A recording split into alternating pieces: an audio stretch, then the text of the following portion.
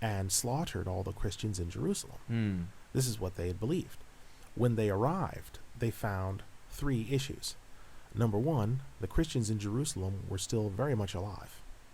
Number two, the city hadn't been destroyed. It had actually been built up because the Dome of the Rock had been built, and so had Masjid al-Aqsa. It had been built up.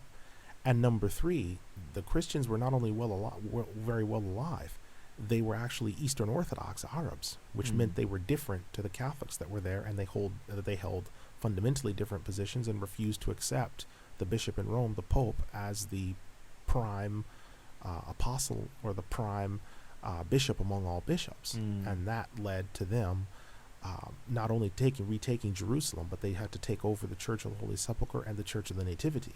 And a lot of people suffered. I would say that, with the exception of the 100,000 Muslims killed in one day, and by some accounts, Christian accounts, they ate some of the Muslims.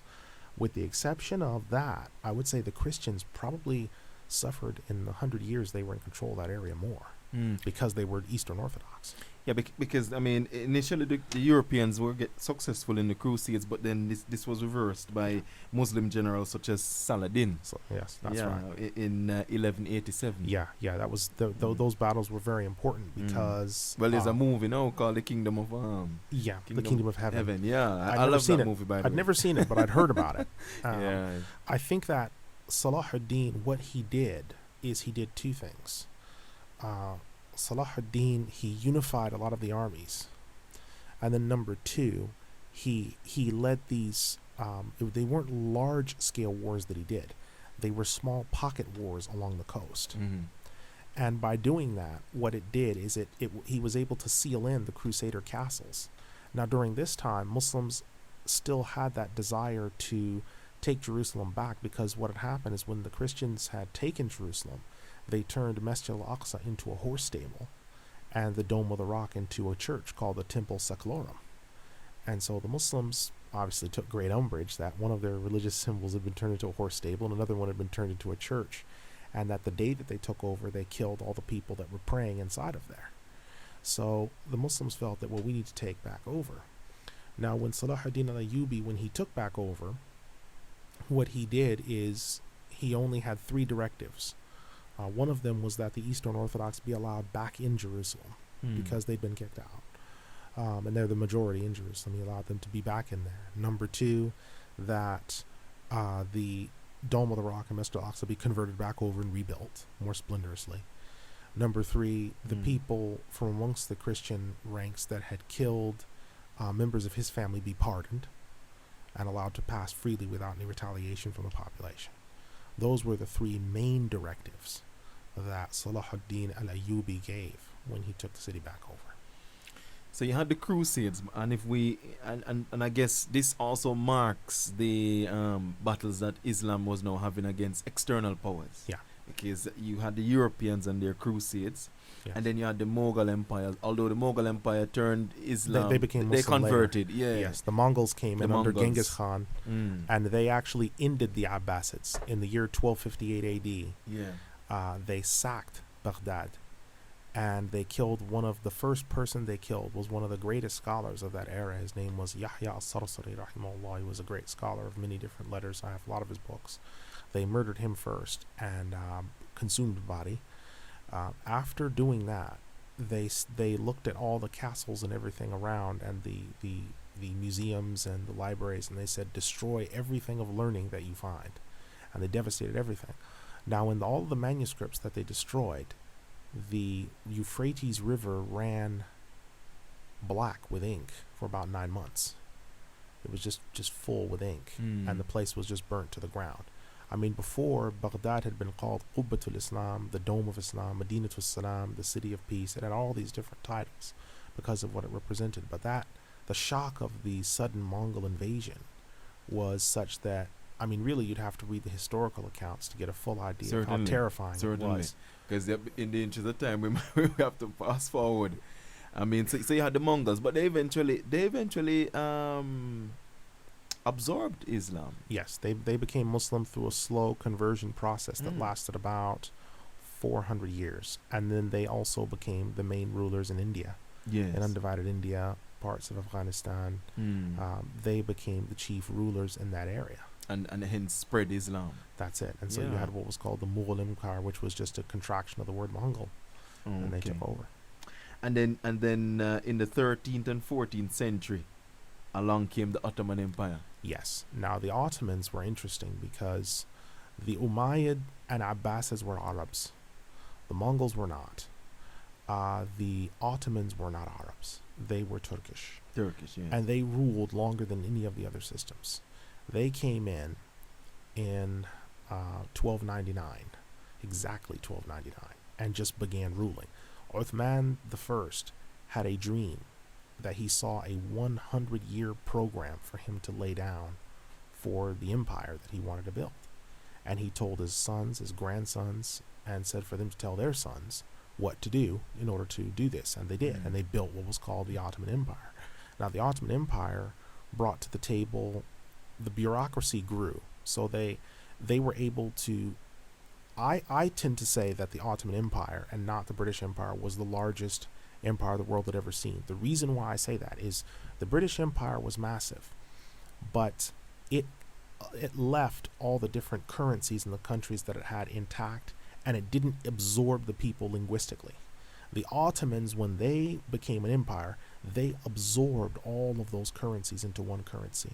They absorbed all those languages, they absorbed all those legal systems, and they transformed that into this hugely complex legal structure called Osmanli law. And so I think the Ottomans, because they actually incorporated so many different races and people, I think they really should be more called the largest empire because of their ability to incorporate so many people. So you had Suleiman the Magnificent, Mahmud the Great, all these different figures. They were amazing. But again, they took over. Initially, they were fine. Then they became dynastic. Yes. And began persecuting the scholars again. And then the laymen began to rule. But the Ottoman Empire did spread Islam, didn't it? They brought Islam to Hungary, Bosnia, Herzegovina, Albania, a lot of these different areas. Korea, they continued to spread into Korea. So you found Muslims in Korea that are still from that Ottoman era. They had a huge impact on the spread of Muslim culture. They were incredible builders because a lot of these people used to be artisans. When they were told that they couldn't draw, they said, what can we put? Because they're not, as Muslims, we're not to draw human or animal life. So they said, well, what can we put all this energy into? And they said, well, why don't you build? And so the Ottomans delved deep into geometry. So when you look at the Ottoman buildings, the masjids, or the places of worship, or the schools and things like that, they have these amazing geometrical shapes. Yeah. Their calligraphy, amazingly geometrical. Their artwork on the side of their buildings, just amazing, because they poured all of that artwork into geometry and calligraphy. What's interesting, though, I mean, you said earlier that the Mongols, they sacked Baghdad, which at that time was the center of Islam. Yes. And so the next center of Islam was Delhi, India. Yes. Now that's interesting. Yeah, it spread. The only difference is that was in the 13th century. That's right. It was the only situation with that is the Mongol Empire was sort of short-lived with regards to its influence. It's sort of like watching a rose open very quickly and then close very quickly. Yes. It opened and then it sort of contracted, and you had vassal kings in that area, but they weren't able to spread their influence as far, whereas the Ottomans had this long period of expansion for hundreds and hundreds and hundreds of years, whereas the Mongols had sort of a short expansion and spent the rest of their years contracting until the British invasions. Yeah, but the reason why I brought it up is, for example, in India today you have the Taj Mahal. Yes. Which was built by Muslim rulers. That's right. And the Taj Mahal is still one of the spectacles of India, today, although India isn't considered to be an Islamic state. That's it. It's one of the wonders of the world. One of the 8 wonders. 8 wonders. And so that's why I brought that up, because I think a lot of people see the Taj Mahal and perhaps don't realize that it was Muslims that built it. Muslims that built it, yes.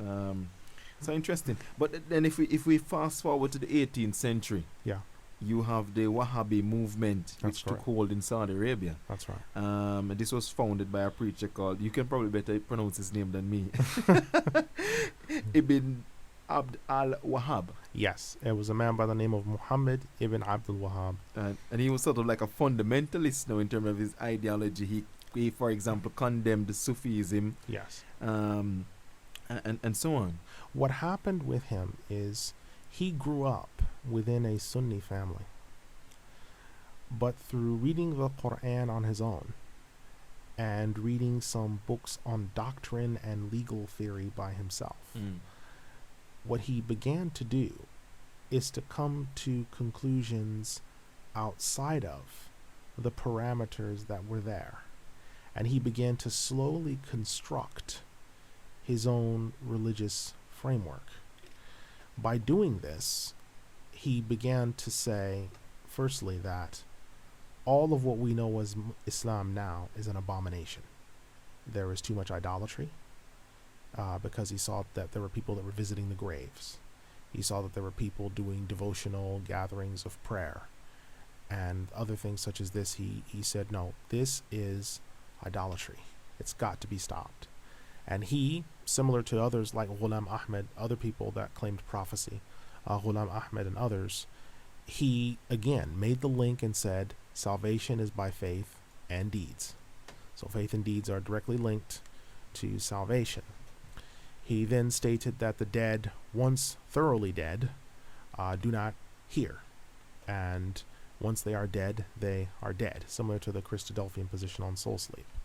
So he began to propagate these ideas. Curiously enough, he did not find a large amount of people in the beginning to take on these ideas until he met a ruler in the area, a secular ruler in the area by the name of Muhammad ibn Saud.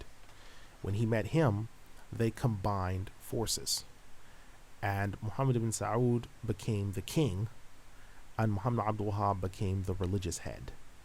And slowly but surely they began to conquer areas.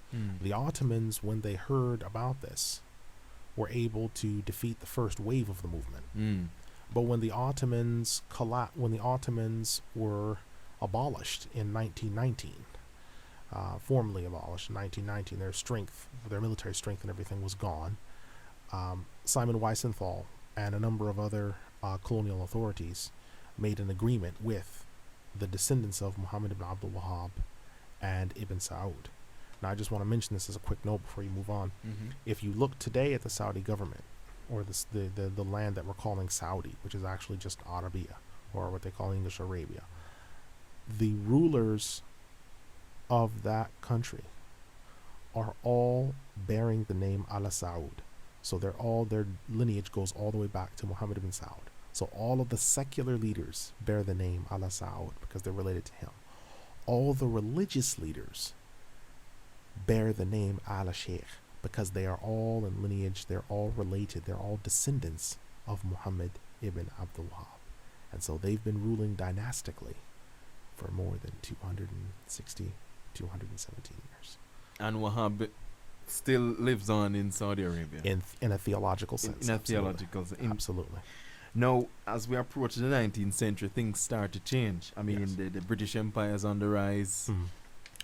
We see the Ottoman era come to an end. That's right. Basically at the end of World War One. That's right. And the caliphate was abolished in 1924. That's right. Now, with the abolition of the caliphate, what did that mean? I mean, did that mean that there was no leader, no central leader for the Muslim community anymore? What happened with the abolishment of Khilafah is the scholars that were ruling over the Muslim world, either independently of the Khalifa or through the Khalifa, they became targets for the new secular nationalist governments that were coming in. So you had 5,000 scholars who were killed in one day throughout Turkey and the rest of the Muslim world because they wanted anyone that knew how to rule by that law, to implement it, to execute that law, they wanted them killed. They did not want anyone left who knew how to rule. What ended is you had 48 Muslim majority countries that were ruled by one judicial, structural, legal framework.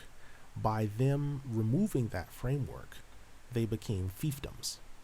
They ceased being provinces and they became sort of separate countries. So when Napoleon sort of started the work in 1798 by initially invading Egypt, and the British sort of finished up that job by sort of undermining the Ottomans. So Sir Mark Sykes initiated what was called the Great Game, which was the plan of disassembling the Ottoman Empire and bringing all those states away from the gold standard and onto a paper money standard.